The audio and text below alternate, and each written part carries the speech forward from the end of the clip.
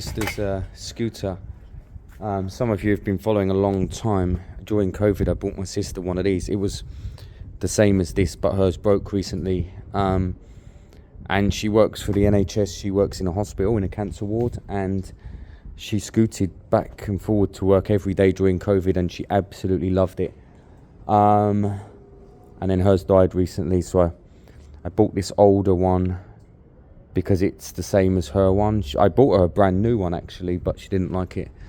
So it's nice. I just put a solid rear wheel on and left the front as air so that there's a bit of flex. And I was just tightening bits up on it. That's it for today. So I mean, I don't know what's wrong with me today. I don't feel like huge achievements. MOT, that's good, that's done. Riding, that's good, that's done. I've got a new spark plug and coil for that to see if it's better next week, if it fires up easier tomorrow. But yeah, I'm a bit, I don't know what I'm feeling today. Maybe I'm tired, I've been here a long time. Yeah, and we might get Rabjab back tomorrow. Maybe even James, which would be nice, so we could kind of work on all three. Ordered the airbox. I can't remember what I need for this. I need a throttle cable. I have to order that. And airbox. Cool. I done a lot. I done a lot. That's why I'm tired. And yeah, it's a nice bike overall. Let's be honest. It just needs tweaking. So tomorrow, I need to tweak the idle and see if that's it. And that might then just be a good bike with MOT, and it can go.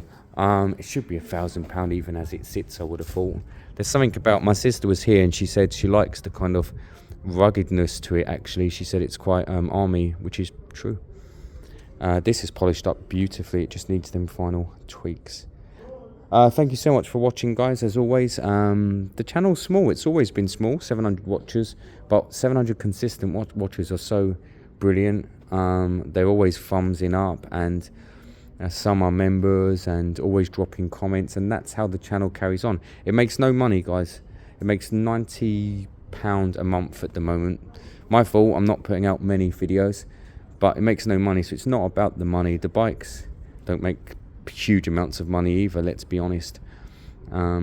It's fun, and it's my mental health saving grace, really, isn't it? So welcome back to this beautiful rainy 1st of December. 1st of December, guys. Where has it gone?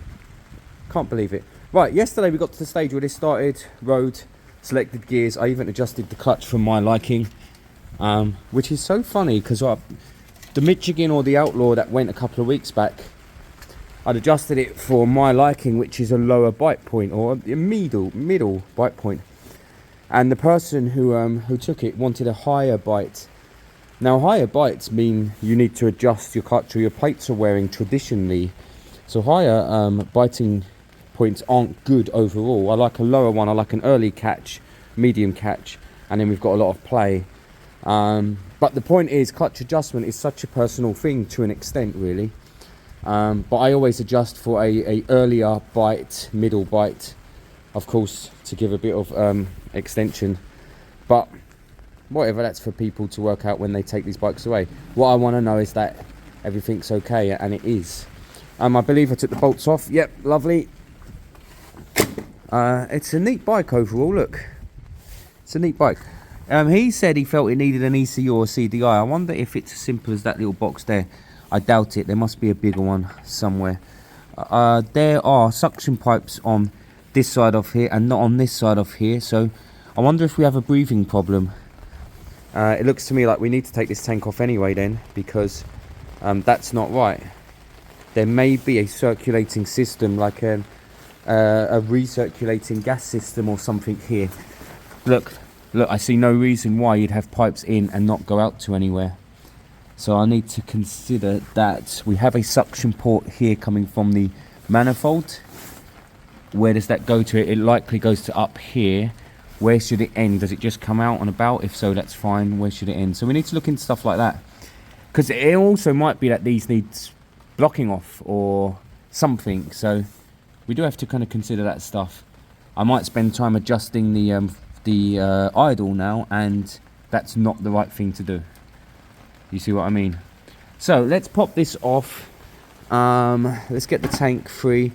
I'm not sure how easily the tank will be to fully move and get out the way, but I'll try it. Depends on what system it's on for the fuel pump, the fuel line. It depends on that overall, really.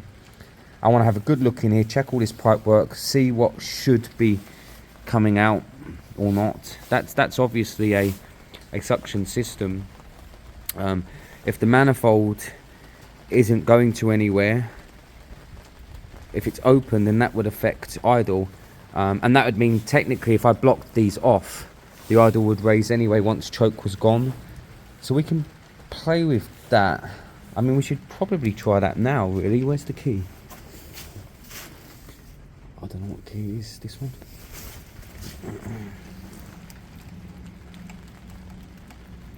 Not that one. This one.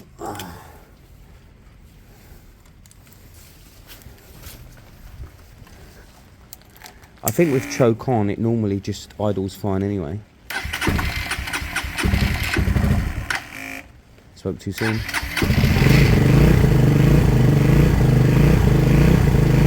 Let's get something and see if I block these pipes, what happens. Oh, does it? Let me put you on the stand. If I block them pipes, is that a good thing or a bad thing? We'll know. It will either cut out, run better, or explode. If it was, of course, the crankcase breather and we blocked it.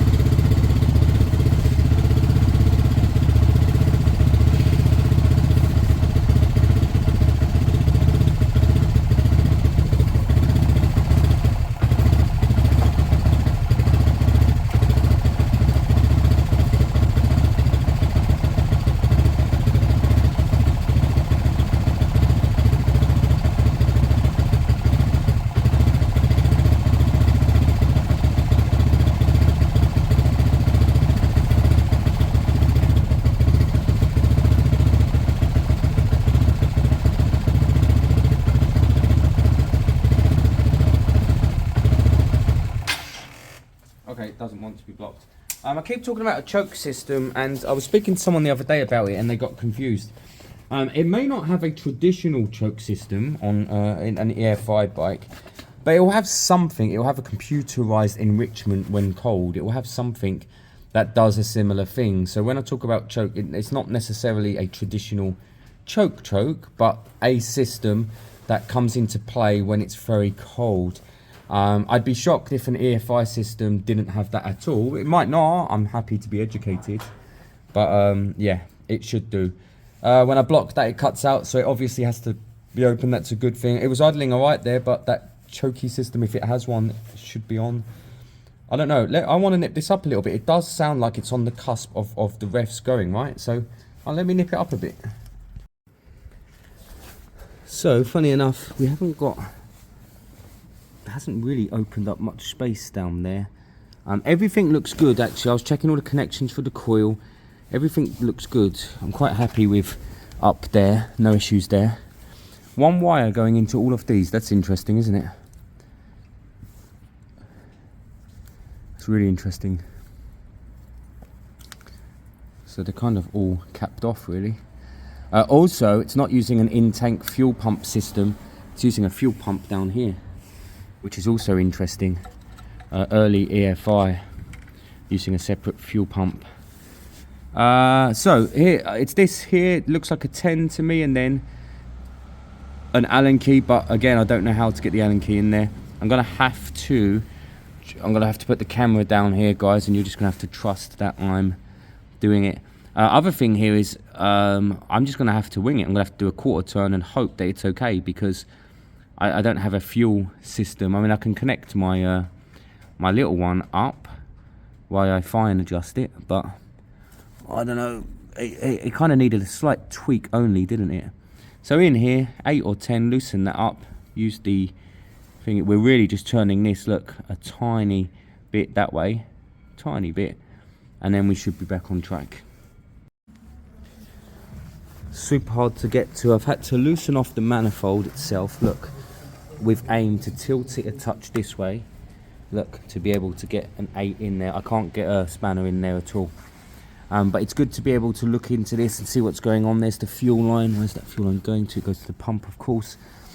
Yeah, it's good to really see what's going on. So I need to pull it here, get an 8 down there, loosen it up, and then I can nip it a quarter turn with a long Allen key.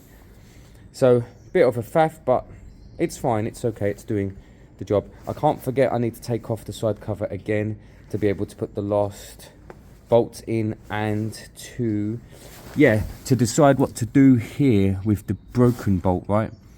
Because that's an issue right now. I don't know what the answer is. It might be a bit looser today, it might just come out, but I do have to get this off. A bit of a faff actually, that I have to drop the oil again. I'm gonna have to try and catch it somewhere where I can put it back. I know what I'll do. I'll use, it's less than a litre, isn't it? I'll drain it into a bottle that I can put it straight back in afterwards. Alright, cool. Let's keep going, let's do it. There's a chance I've idled too far. I'm going to throw the tank back on. I should probably be able to leave the tank on and tilt it to the side again if I need to get in there again, maybe, although the tank does take up some of that space. So tank back on, fire it up, let's see how we're sitting. It's probably going to be idling too high. It's very hard to do the fine adjustments without the tank, you see. Rain, rain, rain. We're back. Let's fire up. Let's see what happens. It's probably going to idle too high.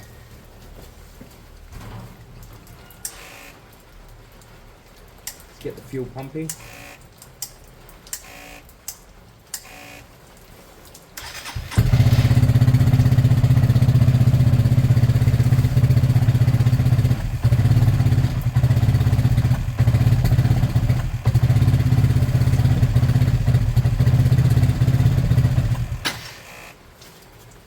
Warm up.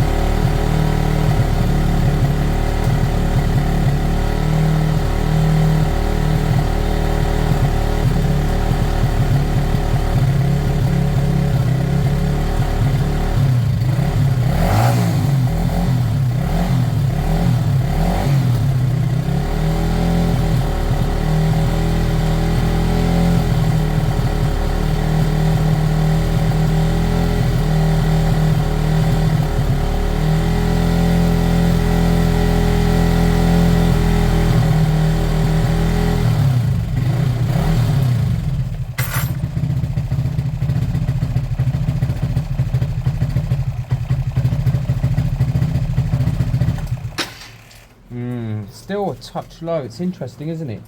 It almost didn't make any difference.